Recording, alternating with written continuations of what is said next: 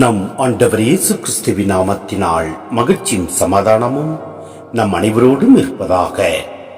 யோவான் 16:20-24 முடிய.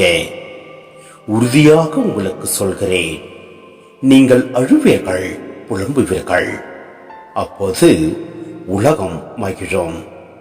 நீங்கள் துயருவீர்கள், ஆனால் உங்கள் துயரம் மகிழ்ச்சியாக மாறும்.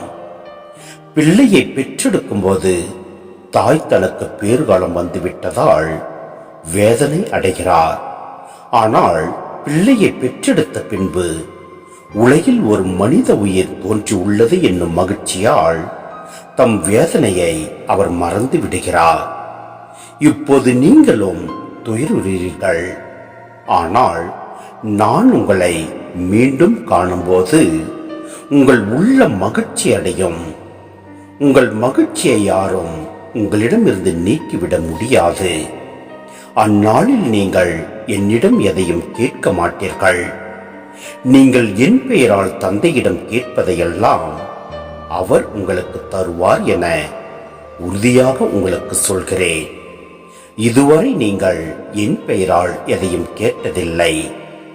கேளுங்கள், பெற்றுக்கொள்வீர்கள். அப்போது உங்கள் மகிழ்ச்சியும் நிறைவடையும்.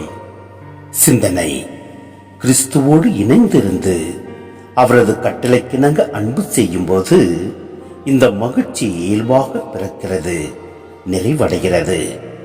இப்போது துன்பத்திற்கு உள்ளாகி இருக்கும் கிறிஸ்தவர்கள் மகிழ்ச்சி அடைவார்கள். இது உறுதி.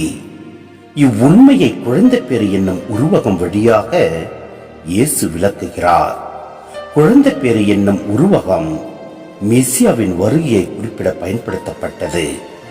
குழந்தை பேற்றுக்கு முன்னர் ஏற்படும் துன்பம் குழந்தை பிறந்தவுடன் மறைந்து போவது போல, மெசியாவின் வருகையின் போது இயேசு மீண்டும் வரும்போது கிறிஸ்துவரின் துன்பங்கள் மறைந்து மகிழ்ச்சி பொங்கும்.